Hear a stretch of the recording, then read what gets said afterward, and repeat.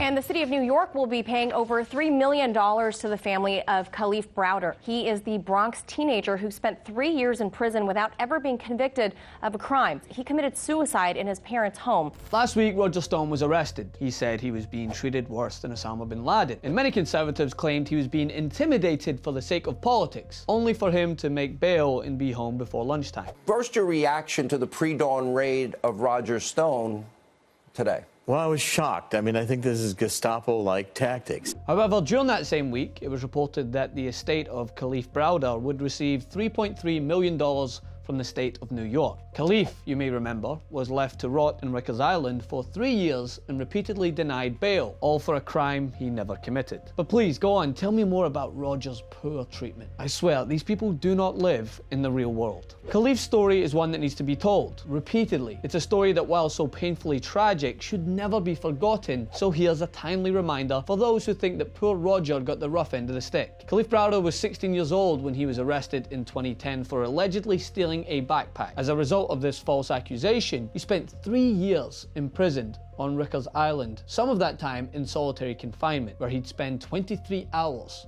alone. All this without being tried or convicted of a crime. His bail was initially set at $3,000, which his family struggled to meet, but managed to raise enough over time. However, despite those efforts, the judge then decided to deny bail altogether, and Kalief remained behind bars until his release in 2013. 2 years later, aged 22, Kalief took his own life after never being able to fully recover from the trauma caused by our justice system.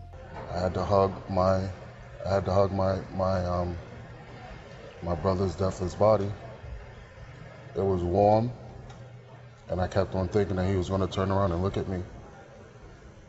But he didn't. And now, 4 years after Kalief's death, 3 years after the death of Kalief's grief-stricken mother, Vanita Browder, New York City will pay $3.3 million to the estate of Kalief's family. No money can ever right the wrongs of what happened to Kalief. As a result of his death, the de Blasio administration has ended the use of solitary confinement for 16 and 17-year-olds and also developed a plan to move Rikers inmates under 18 to a dedicated jail for the youths in the Bronx. In 2016, President Obama wrote an op-ed article in the Washington Post announcing a ban on solitary confinement for juveniles in federal prisons. In it, Obama cited Kalief Browder's constant struggle to recover from the trauma of being locked up alone for 23 hours a day and his suicide. However, despite these efforts made to correct the countless wrongs that destroyed a young man's life, Kalief's brother, a former mayor candidate, continues to call for the immediate closure of Rikers Island. I think about what happened to this young man on a regular basis, and what continues to happen to countless young people across the country, many of whom are people of color, anchored to the dirt of a system that punishes the poor and offers privileges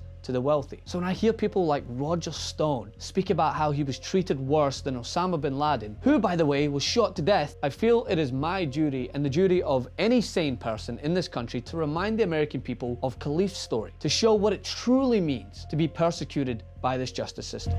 For more on this, you can go over to my Instagram at Francis M. Maxwell. You can also become a member, support independent media, tyt.com/join. Never missed another breakdown video by ringing the bell below. You'll get notified whenever we publish something new. And don't forget to join TYT today. Download our TYT Plus app on your phone or head over to tyt.com/join.